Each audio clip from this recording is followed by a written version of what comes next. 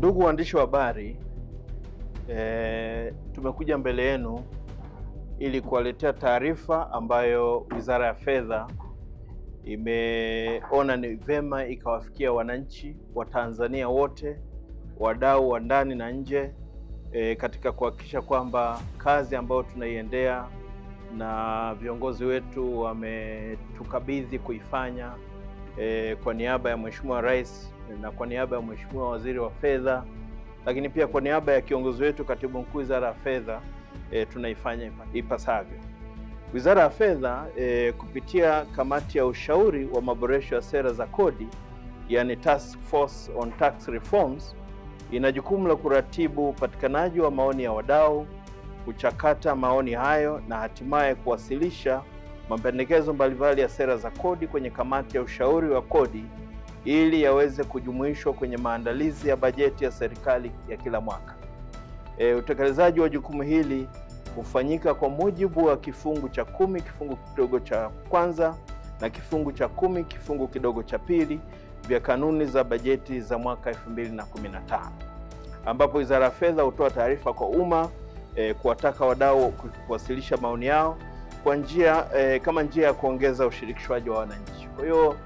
jukumu ambalo tumekuwa nalo kila mwaka ni kuhakikisha kwamba wananchi na wadau mbalimbali wanashiriki kwenye mchakato wa maandalizi ya bajeti,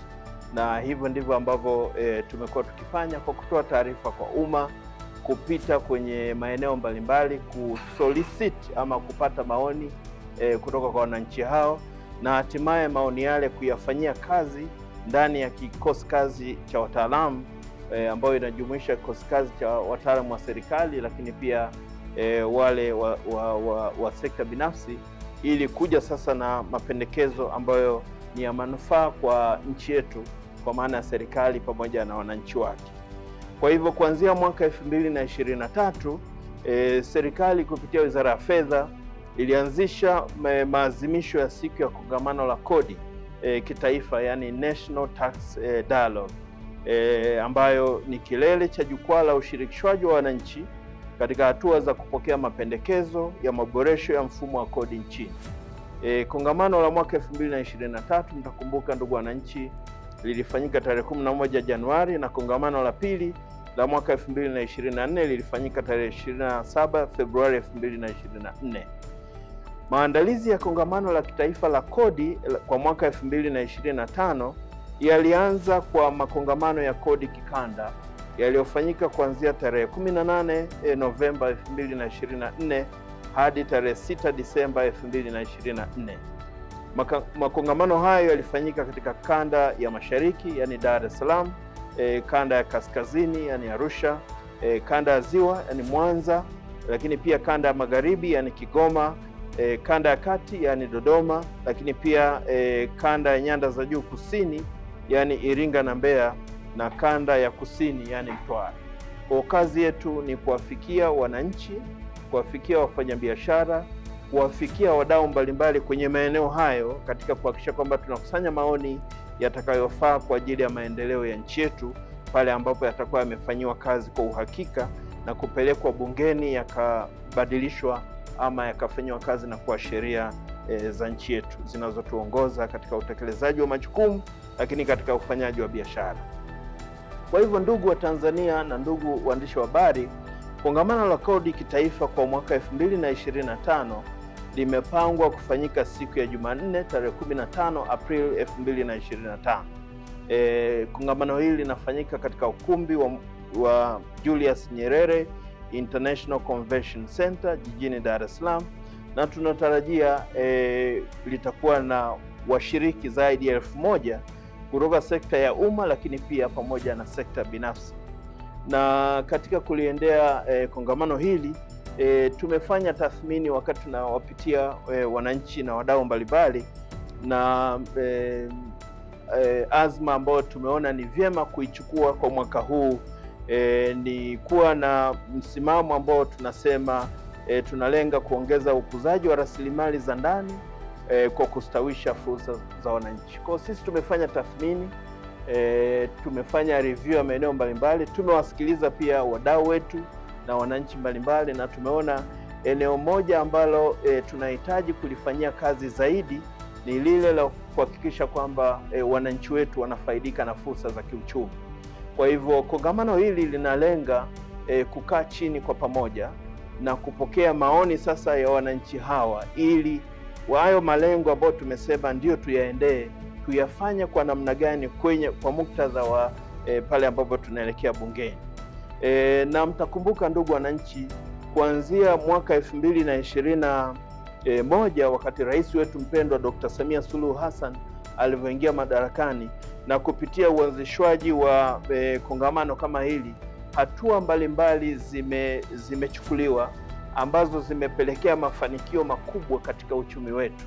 na sisi tunaona kwamba mafanikio hayo ni muhimu sana kuonyesha kwamba nchi yetu iko kwenye njia sahihi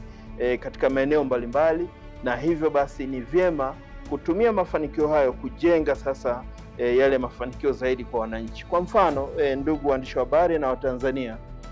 mtakumbuka kwamba wakati tunaanza kongamano hili ama wakati tunachukua hatua mbalimbali chini ya serikali inayoongozwa na rais wetu Dr. Samia Suluhu Hassan,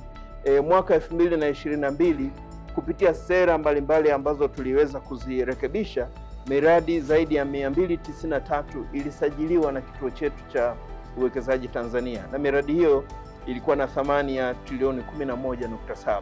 Lakini mwaka 2023 miradi zaidi ya 526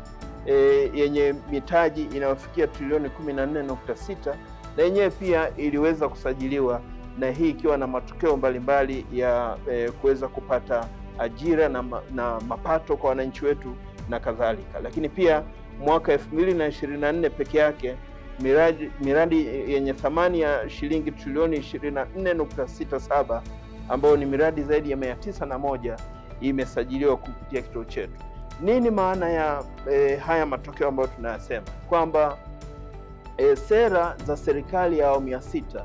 zimewezesha kufungua uchumi wetu, na matokeo yake ni kwamba wananchi mbalimbali kutoka ndani lakini pia kutoka nje ya nchi wanashiriki kwenye ujenzi wa uchumi huu kupitia uwekezaji, na ndio maana tukasema kwamba ni vema sasa katika analysis ambayo tumefanya sasa tuelekeze nguvu kwenye kutoa fursa zaidi kwa wananchi wale wa Tanzania, na nini tukifanye kwenye bajeti ijayo. Sasa Watanzania na wadau mbalimbali ndio watatuambia, tuwasikilize, wao wanajua zaidi, ili sisi tuweze kuwatumikia ipasavyo. Lakini pia nieleze tu mafanikio mengine makubwa ambayo yametokana na sera ambazo zimekuwepo katika kipindi hiki. Ni kwamba mapato ya ndani kwa mwaka 2022-2023 yalikuwa shilingi trilioni 26.7, lakini mwaka 2023-2024 mapato haya yalikuwa shilingi trilioni 29.8. Lakini katika kipindi cha kuanzia Julai 2024 hadi Februari 2025 mapato haya yamefikia shilingi trilioni 22.5. Na nini maana ya numbers hizi ambazo ninazisema? Kama mtakumbuka, ndugu waandishi wa habari na Watanzania na wadau wengine kwa ujumla, hatua za ukusanyaji wa mapato zinatokana na shughuli za kiuchumi ambazo zinafanywa na wananchi wetu, na kukua kwa ukusanyaji wa mapato ni matokeo ya kukua kwa shughuli za kiuchumi. Na mtagundua kwamba kwa mfano mwaka huu wa fedha taasisi yetu ya Mamlaka ya Mapato Tanzania kuanzia Julai hadi Machi mwaka huu muda wote imeweza kufanikiwa kukusanya zaidi ya 100% ya malengo ambayo imewekewa. Kwa hiyo inakuambia kwamba kwanza kabisa shughuli za kiuchumi zinakwenda vizuri, lakini pia kitu kingine ni kwamba ile approach ama mikakati ya ukusanyaji wa mapato ni rafiki na inawezesha shughuli za wananchi kuweza kukua na kushamiri vizuri zaidi. Sasa hayo yote ndio ambayo tunazidi sisi kuyafanyia tathmini, na tunazidi kukaa kwenye kongamano kama hili kuweza kusikiliza wadau mbalimbali, ili tuweze kuboresha sera na sheria na mikakati mbalimbali kwa ajili ya ujenzi wa nchi yetu, kwanza kwa serikali, lakini pia wananchi waweze kukuza biashara zao pamoja na mapato yao. Ndugu wa Tanzania pamoja na waandishi wa habari, tunapenda tuwataarifu kwamba tukio la mwaka huu la 2025 tunatarajia mgeni rasmi atakuwa Mheshimiwa Dr. Philip Isdori Mpango, makamu wa rais wa Jamhuri ya Muungano wa Tanzania, ambaye ni kiongozi wetu mkubwa kabisa wa serikali. Ataweza kushiriki kwenye kongamano hili, na jambo ambalo tunawaomba tu Watanzania tufuatilie kwa makini. Huu ni mkutano ambao utaweza kujadili hatima ya nchi yetu kwa maana ya kule tunakoelekea, lakini pia tutakuwa na wadau na wataalamu mbalimbali, na wengine ni wale ambao wamefanikiwa katika shughuli zao, ambao watatusaidia sasa kutueleza sisi ambao tunajifunza nini tufanye katika kuhakikisha kwamba tunawapeleka wananchi wetu mbele, lakini pia na nchi yetu inakuwa kiuchumi.